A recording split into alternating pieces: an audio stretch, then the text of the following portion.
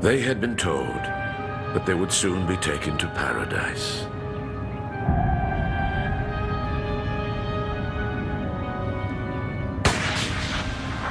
Chosen by the great masters of the universe, these disciples were ready to fly off to a distant planet. What their leaders had forgotten to tell them was that this cosmic trip was going to cost them their lives. These unfortunate, gullible souls were unable to tell the difference between cosmic visionaries and impostors.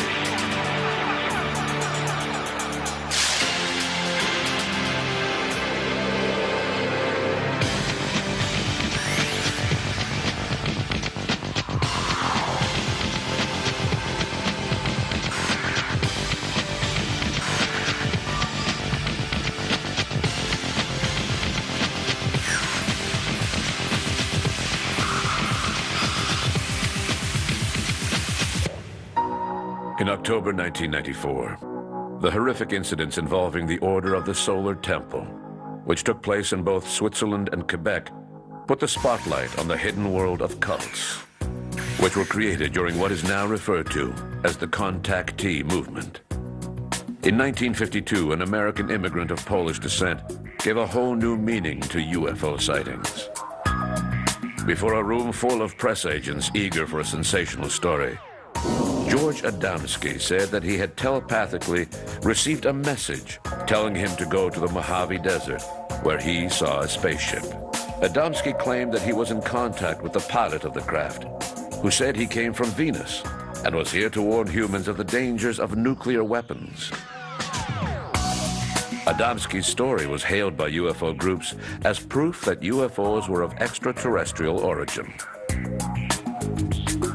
The following year, Adamski co-authored Flying Saucers Have Landed, which became a huge success and marked the beginning of the contactee movement. In the months following the publication of this book, several individuals claimed that they had also been contacted by extraterrestrials from Venus or Mars. Bien auparavant, il y avait des observations au début du siècle faites à l'observatoire. Well before that, at the turn of the century, researchers at the Lowell Observatory had noted features on Mars that seemed to indicate the possibility of seasonal patterns. And according to Schiaparelli and Percival Lowell, these features might be channels made by intelligent beings. In the 1950s, astronomers were already aware of the properties of the planets in our solar system, like Mars and Venus. It was known that Mars had a very thin atmosphere. Venus's atmosphere was very thick and hot. Still, researchers had a fairly good idea of the patterns on those planets. If we look back, there was that famous radio program by Orson Welles that shocked the world in the 1930s, just when World War II was starting. Radio listeners thought that Earth was being invaded by Martians. I think that society's fascination with the possibility of alien visits was stoked by events such as that.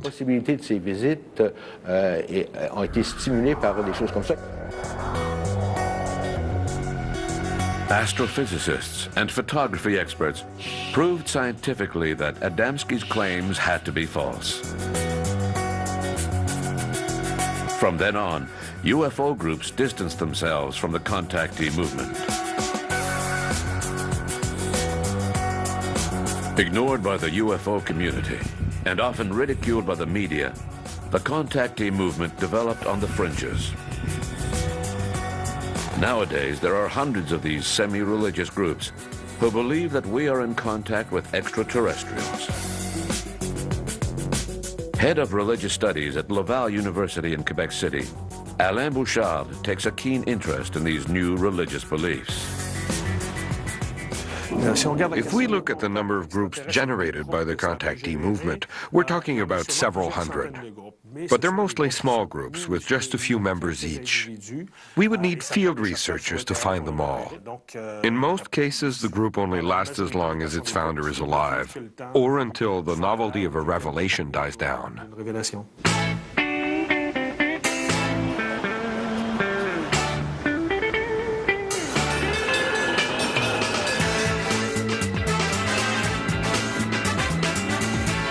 One of the first mysticism-based UFO groups to crop up in the United States was the Visionaries Academy of Science. Visionaries stands for Universal Articulate Interdimensional Understanding of Science. My name is Dr. Charles Spiegel. I'm the present director of the Visionaries Academy of Science. Visionaries is a non-profit, tax-exempt, educational, and scientific foundation.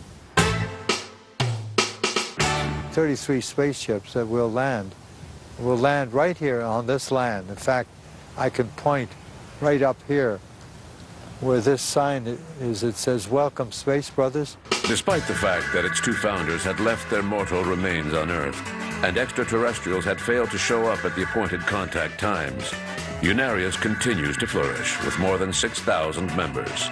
Ruth and Ernest Norman founded Visionaries in 1954, claiming that aliens had asked them to free humanity of its karma. Since, according to Visionaries philosophy, current humanity is nothing more than the product of a series of reincarnations. Ruth Norman claimed that she was the reincarnation of Socrates, Mary Magdalene, and Mona Lisa. The future of the Earth world is positive, progressive. We promise you. While it's true that most groups created by the contactee movement were trendy and harmless, the horrors of the solar temple led to increased vigilance by state and civil authorities. Mathieu Cossu maintains a French internet site designed to protect people from the dangers of cults.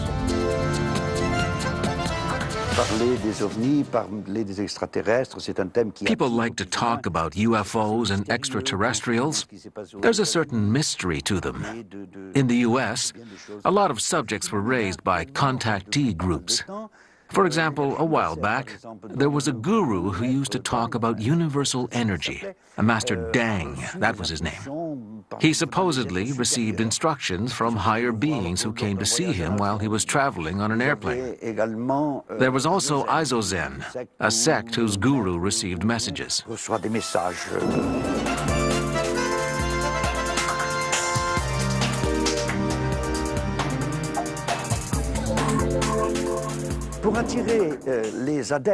To attract new members into their flocks, they needed a gimmick, one that would seduce people in different ways. For instance, a sect might attract new members by claiming to have the answers to questions that we all wonder about. Who are we? Where are we headed? What will become of us? Claiming that extraterrestrials are coming makes the group more mysterious and attracts people to that group. The more mysterious the discussions, the better. And when discussions focus on extraterrestrials, the members of the group feel privileged. I'm part of something special, and extraterrestrials are communicating with me. Extraterrestrials appear to have the same qualities as God. They know everything and can do almost anything. Technologically speaking, they're 25,000 years ahead of us, according to the Raelians. So an extraterrestrial is like a god. From one group to the next, these New Age religions seem to have the same basic format. If they're not expressly alien in origin, then the founders are prophets chosen to pass on a message from a cosmic visionary. You've always dreamed of studying under Jesus, Buddha, or Muhammad? Well, it's too late for them, but it's not too late to study with me. In general, the message always goes along the same line. There are both good and bad extraterrestrials. The evil ones want to destroy humanity, while the good ones want to save it. The disciples in the cult are the elected ones, who are under the protection of the good extraterrestrials. There is no typical profile, but we've noticed that each group has a family atmosphere, if you will. How can we typify people who join these cults? Choosing a religious minority sets them apart from the rest of society. They generally have a lot of drive, so it's odd that they're usually portrayed as sheep. Research has shown that these people want to distinguish themselves from others. Joining a cult is an act of defiance, since the person will be noticed and perhaps ridiculed. So one of the main characteristics of these people is that they wish to stand out in a religious sense. They're also people who question life. I would say that best describes the people who join these groups. They identify themselves with their group. Probably the main thing that they have in common is a desire to distinguish themselves from others. I don't think that anyone here on Earth is 100% safe from the powerful influence of a sect. The 1970s and the New Age movement breathed new life into these UFO-based cults. Several leaders stole ideas from Eric von Daniken and Robert Charroux, who had come up with the theory of ancient astronauts. Contactees' visions changed with the times. Pilot uniforms were replaced by long white robes, and extraterrestrials, who had previously appeared in the flesh, now appeared as ethereal beings living on higher spiritual planes. Cosmic messengers no longer needed their spaceships. They could now communicate with humans telepathically. In the midst of this shift in perception, a young man from France, Claude Varillon, publicly announced that he had been contacted by extraterrestrials on December 13th, 1973. It seems that Claude Varillon, who had previously gone by the name of Claude Seller when he was a pop singer, was now being encouraged by his cosmic visionaries to change his name to Raël, signifying light bearer. First, he tried his hand at a singing career, imitating Jacques Brel. Raelians sing of honey and cinnamon, but that song was originally called Sacré Sale Gueule, and when he sang it, he looked like Brel's clone. After that, he tried his luck as a sports reporter, since he loved automobile racing. He started a small magazine called Autopop.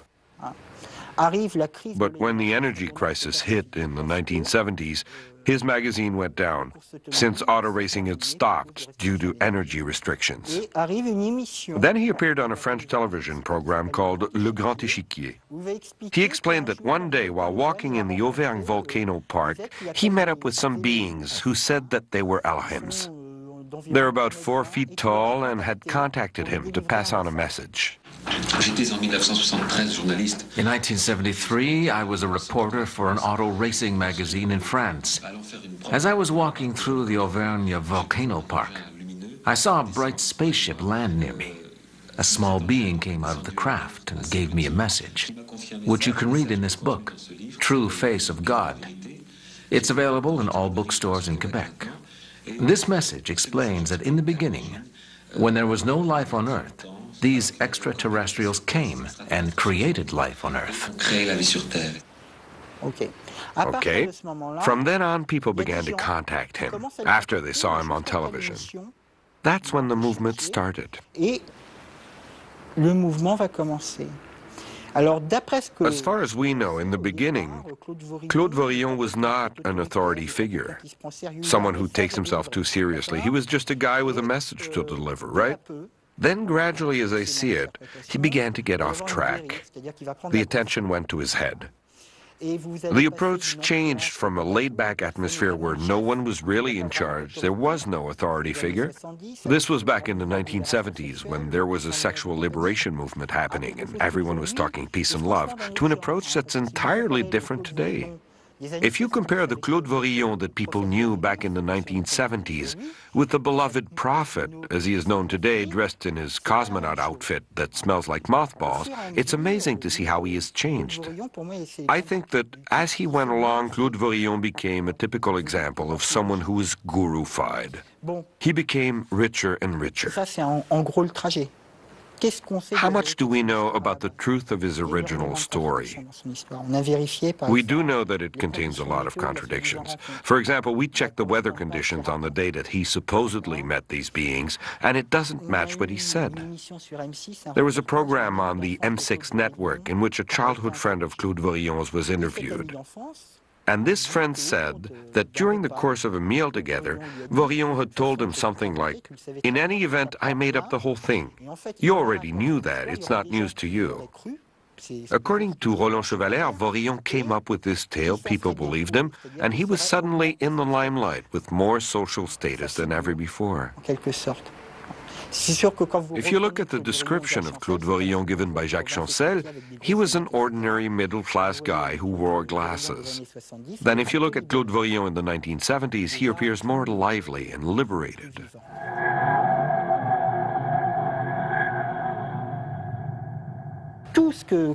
Everything Claude Vorillon says, his main theme is based on the theory of ancient astronauts. If you look at the cover of the first books published by Raël, you can't help but notice how they resemble books published by Robert Laffont, with a black background and yellow print.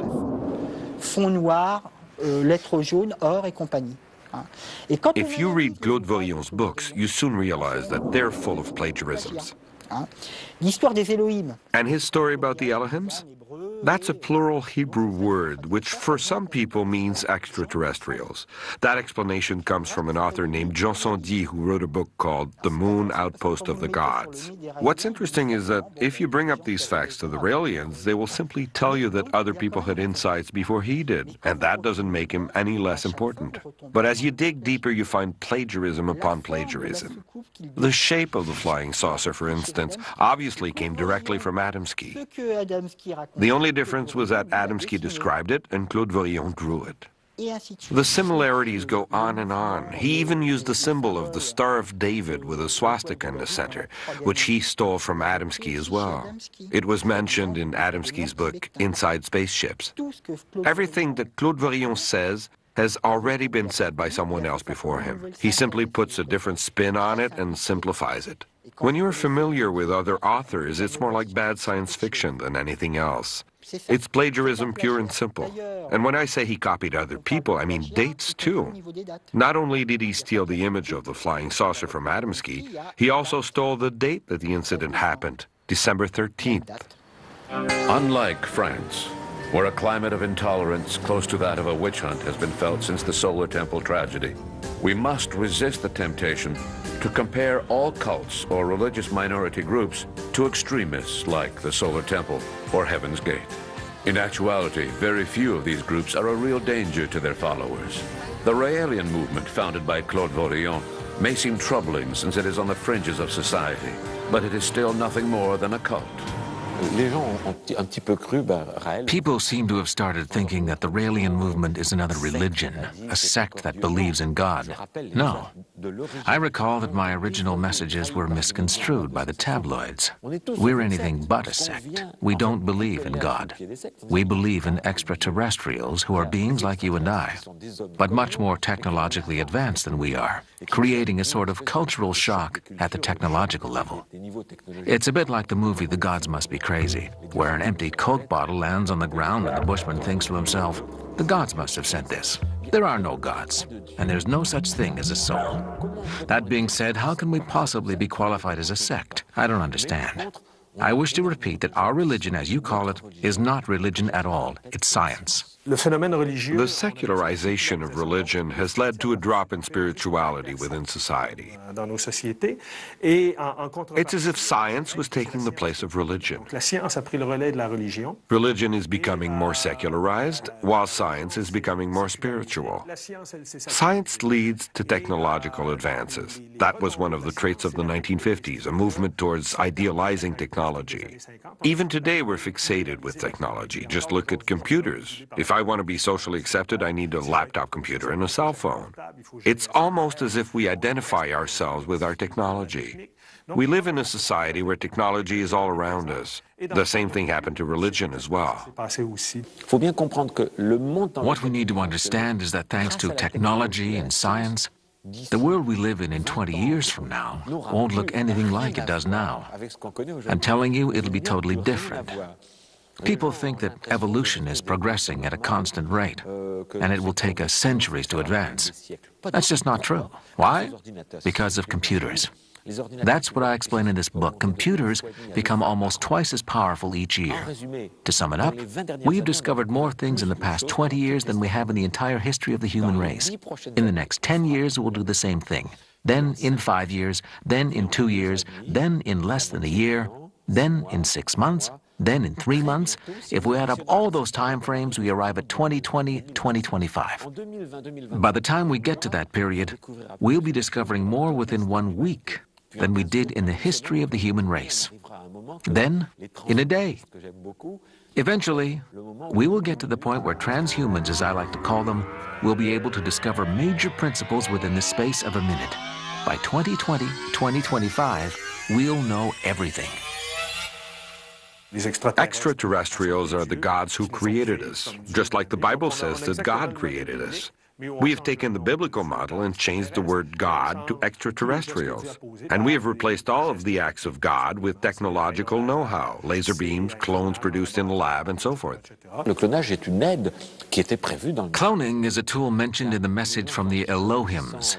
At first, our followers were a bit hesitant to talk about the connection between the Bible and extraterrestrials, but when it comes to science, young people get very excited.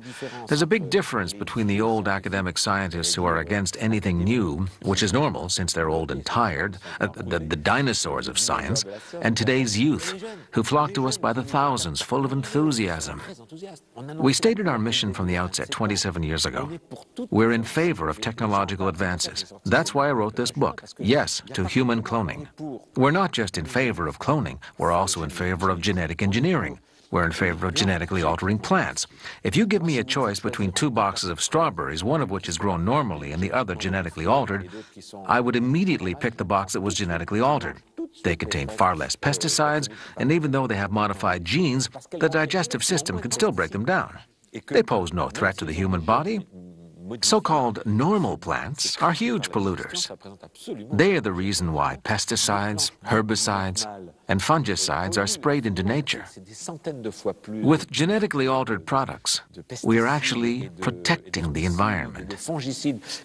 Condemning anything that is new and modern is considered to be politically correct. But it's a false promotion of green products. We support anything that is new, without exception. Play games that are worth playing. Go ahead and play. Change your sources of pleasure. Find something new to excite you. Come and play in the game of life where we can play together. 20 years from now, there'll be thousands of cloned children in perfect health. Just watch. 20 years from now, even if I'm not around anymore, you'll meet with my successors. And everyone will say, I can't believe how they criticized Rael back then. Once the news was out that they had cloned Dolly the sheep, Rael was quick to announce that he was setting up the first company to clone humans. A few years later, I don't know whether or not you read his book, Yes to Human Cloning, but in it he explains that he made that statement for the publicity. Basically, in the beginning, Clonaid was just a publicity stunt. I call that an empty shell. All those years that it was nothing more than an empty shell, he would tell people that they were doing something. They were going to clone a human. It would be soon, within a year. Then he announced that he was building a lab and they were working on the clone. The owner of the lab, Mark Hunt, who wished to remain anonymous since he was an American lawyer and politician, wanted to clone his child, who had died at an early age. He had asked the Raelians to do one thing: to verify whether his child's DNA could be used to create a clone. They couldn't even do that much, he said in the Charleston Gazette. It cost them the equivalent of $250,000. Cette affaire a englouti l'équivalent de $250,000. We're now asking parents to pay $200,000 to have their child cloned. After all, we're not talking about the price of a condom here. As I told you earlier, Roland Chevalier publicly admitted that Raël had confessed to inventing everything. His daughter discovered the same thing.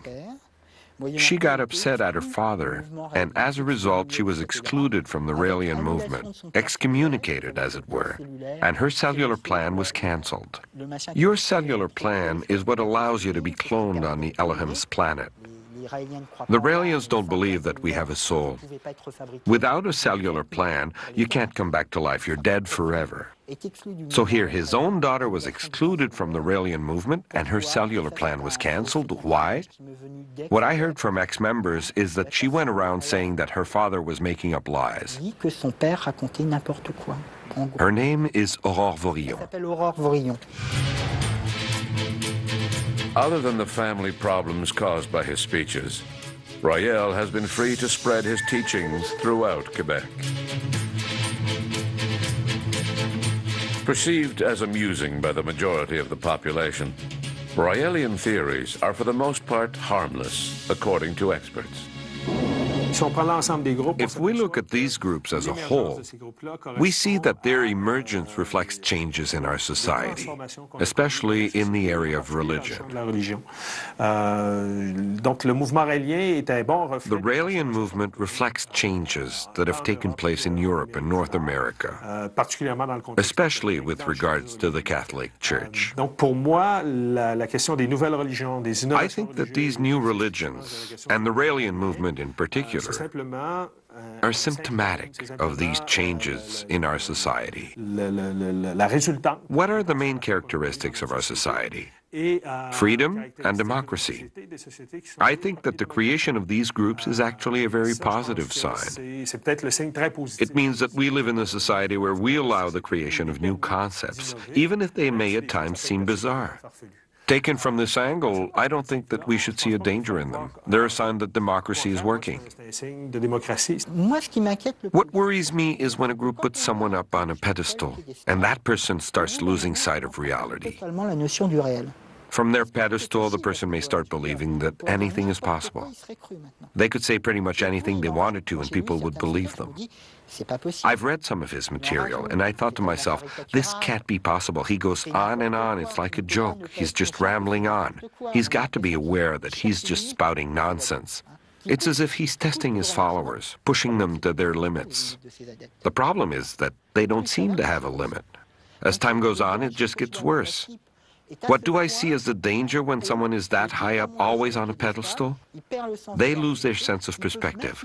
They can even end up believing all of the nonsense that they originally made up. We saw that happen with the Church of Scientology and its leader, Ron Hubbard, who upon his death had come to believe all of the tales he had told his followers. That's the danger. On October 6, 1994, a story hit the newspapers and television networks. An unexpected and horrific event had just taken place in Morin Heights, Quebec. Police found the remains of 2 bodies in a burnt house, apparent victims of suicide. A few hours later, it was announced that 3 more bodies had been found. All of the victims had been members of a sect, the Order of the Solar Temple. And it seemed that some of the victims had not committed suicide. They had been killed in cold blood. While the population of Quebec was still reeling over this tragedy, another news story broke out even wilder, that struck horror in the hearts of Europeans. In Chéry and Grand Chaux-Servan, police officers had just found the bodies of 48 victims, also members of the Order of the Solar Temple, in the smoking remnants of 2 burnt homes.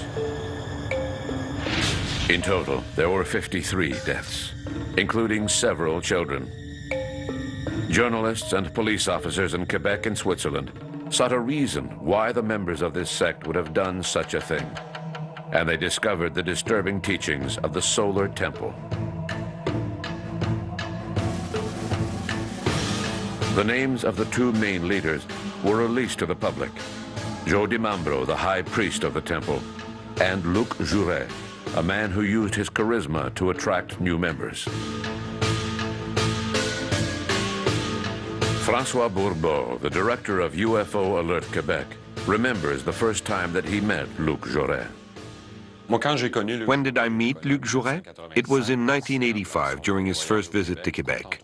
He gave me a brief interview about 20 minutes long.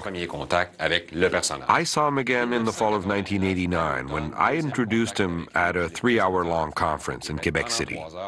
That was when I saw the real Luc Jouret. His hair was longer and he was a bit of a playboy. He looked at the women a lot and he changed his story somewhat. He didn't talk about extraterrestrials in public. He spoke about them with me later in private. But I learned that there was a dark side to his story. A few of my colleagues who were working on a story for the magazine Alter Ego discovered that Luc Jouret had a project underway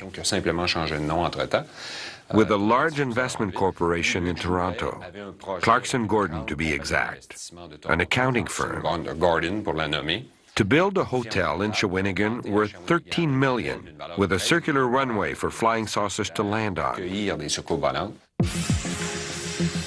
An investigation by Quebec police officers revealed that several employees of Hydro-Quebec were gravitating towards the Order of the Solar Temple. One of the tabloids soon inferred that the provincial government had been infiltrated by members of the Solar Temple. Inspector Jacques St. Pierre was closely involved in the investigation of the matter. He has a somewhat different interpretation. What happened is that Luc Jouret gave several conferences. He had an incredible amount of charisma. Some companies invited him to come and speak to their employees, and one of them was Hydro-Quebec.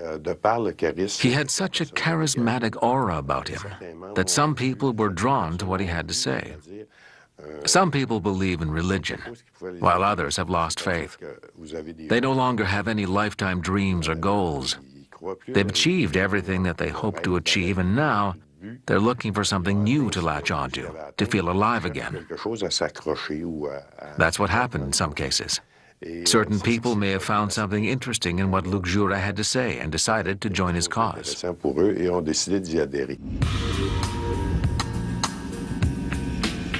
At first, the Order of the Solar Temple based itself on beliefs and rites harking back to the days of Templars and medieval knights, creating rituals that involved not only famous symbols such as Excalibur, but also more modern religious items. When asked about the ceremonies that took place within the sanctuary of the temple, some members confided to investigators that they had seen several strange phenomena, such as the appearance of cosmic masters.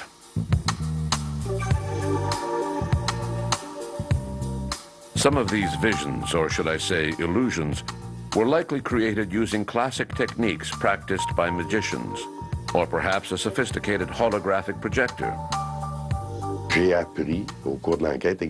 During the investigation, I also learned that Mr. Dutoit, one of the victims in Morin Heights, had been a self-educated man.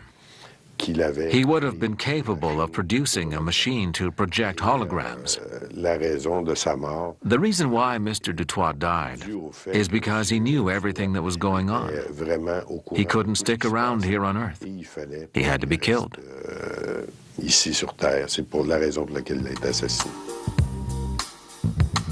In addition to the medieval rituals symbolizing knighthood, the Order of the Solar Temple gradually began to integrate an extraterrestrial element.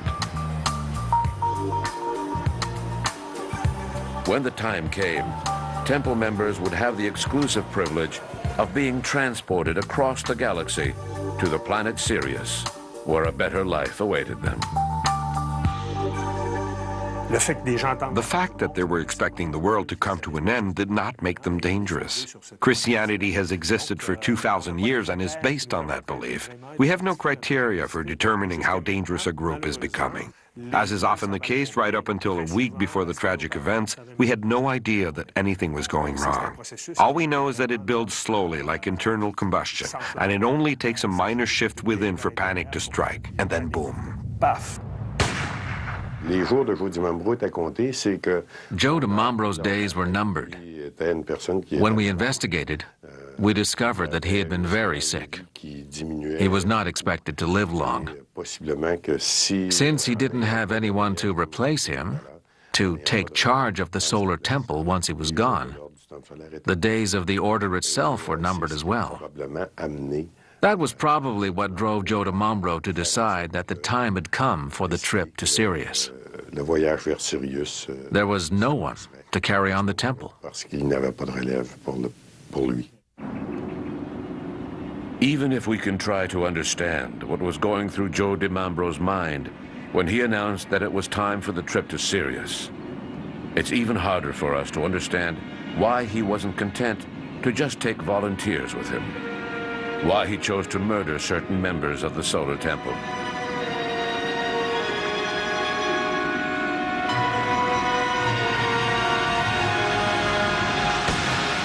Il y a eu plusieurs assassinats et on peut expliquer la chose Several members were murdered, and I can explain why. qu'il avait ou qu'il In the teachings of the Solar Temple, there was one element that was fundamental. se retrouverait. Eventually, they would be transported to Sirius. Jamais été question au niveau de l'ordre du But members of the Order of the Solar Temple would not have committed suicide.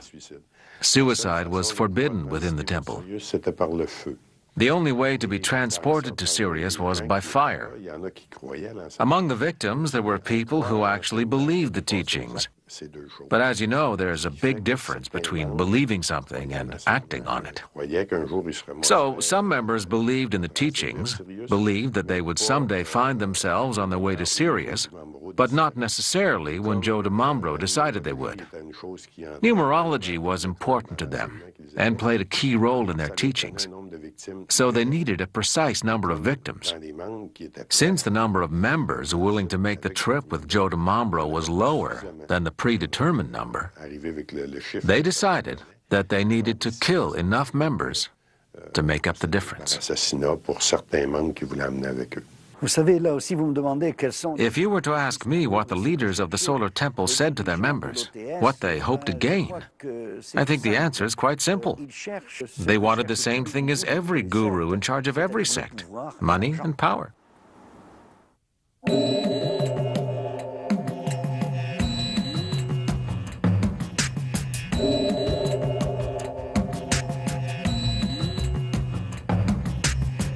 Barely 4 years after the Solar Temple horror, another cosmic visionary made the headlines. This time in California, Marshall Harf Applewhite. In 1972, after receiving a series of treatments at a psychiatric hospital in Houston, Applewhite and one of his nurses, Bonnie Lou Nettles, began a spiritual odyssey based on their alleged contact with extraterrestrials. Dubbed the Two, Applewhite and Nettles used the Bible to attract followers to their flock. Specifically, the book of Revelation, chapter 11, verse 3. I will give power unto my 2 witnesses, and they shall prophesy 1,260 days. Naturally, the 2 witnesses spoken of in the Holy Scriptures were none other than our 2 cosmic gurus, Applewhite and Nettles, who began to go by the names Bo and Peep.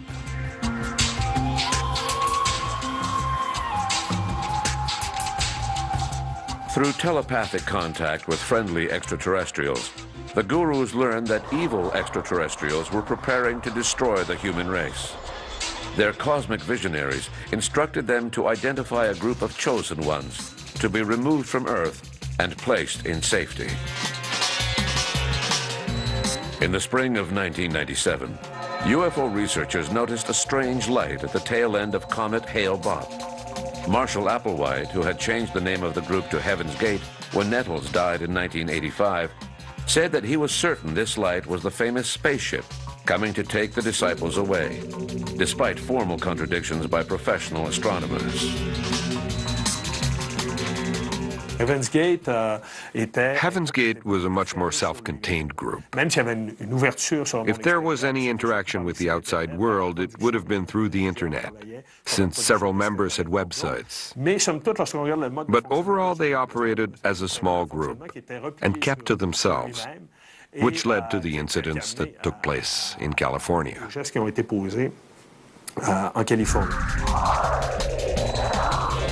After having videotaped farewell messages to their friends and family, the 21 women and 18 men in Heaven's Gate took a deadly drink containing alcohol laced with a drug. There's just no way of describing how great it's been, how much we're looking forward to what's ahead for us now. Do I think that the Raelians are a UFO-based movement like, say, Heaven's Gate was a UFO-based movement that ended in a tragedy that we all know, the collective suicide of 35 people? My first reaction is to say, no, I don't think so. But I would like to add that there are things going on within the Raelian movement that aren't exactly kosher. We're in favor of eugenics. Geniocracy means rule by geniuses. It's an elitist view. And added to this elitism is the idea of genetic purity, which must be absolute. If you are genetically impure, the Elohims, the creators, don't want you around. Tiny robots so small that you could fit billions of them into a drop of water. Just imagine if Rael were to have a successor that took all of this stuff seriously.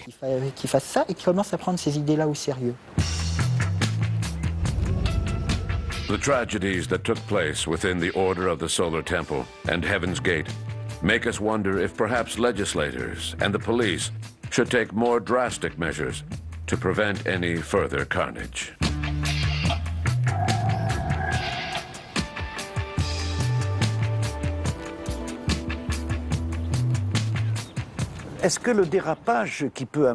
Can we predict when things will get out of control within a sect, to the point of suicide? That's a difficult question to answer. If it were predictable, then the police would be able to step in and prevent it from happening. I live in a democratic society, and as I always say, as long as I respect the freedom of others, I guarantee my own freedom. When we talk about groups that are similar to the Order of the Solar Temple, we need to get one thing straight. The Quebec Provincial Police carry out an investigation whenever a crime is committed. But if no crime is committed, the police have no reason to investigate. They don't go around investigating things just for the fun of it. A crime must have been committed. Obviously, there are other groups that resemble the Solar Temple. But until a crime is committed, the Quebec police force does not get involved. Personally, I prefer to live in a tolerant society rather than one which believes in witch hunts like France. It's unfortunate that people think there is a witch hunt going on in our society. As a volunteer of an association, my own personal goal is not to pursue a witch hunt. It's more a matter of prevention and precaution. I feel that people are wrong in thinking that we are conducting a witch hunt. French legislators have no wish to instate a witch hunt of any kind.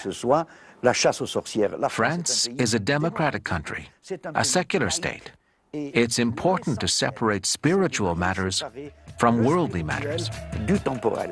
Separating spiritual matters from worldly matters. For individuals questioning their existence, isn't it more satisfying to the ego to know that you are a member of a chosen few? Isn't it somehow gratifying to rub elbows with visionaries who are the reincarnation of Socrates, Mona Lisa, or even Jesus himself? And when these cosmic gurus invite us to join them on an intergalactic journey to a far-off paradise, how can we turn down such an inviting offer? How can we tell the difference between spiritual matters and worldly matters? How can we unmask the imposter disguised as a cosmic visionary? Now that we are in the 21st century, contacts with extraterrestrials are far from subsiding. They are being used more and more often by gurus. This brings to mind a quote by Victor Stokowski, who wrote a major paper on visitors from other worlds called Men, Gods, and Extraterrestrials. We may not like the world as it is. We may find reality to be confusing, boring, and at times cruel. But it is dangerous to dwell in the absolute certainty that beyond this reality lies a mystical paradise, a better life that we can achieve by sacrificing our life in the here and now. If a group is led by someone who is so terrific, so personable, so humane that you find yourself thinking, why haven't I heard of this person before? And when the goal of the group is so fantastic that you find yourself thinking, this is too good to be true, well, then it probably is too good to be true. Always use discernment. Exercez votre esprit critique.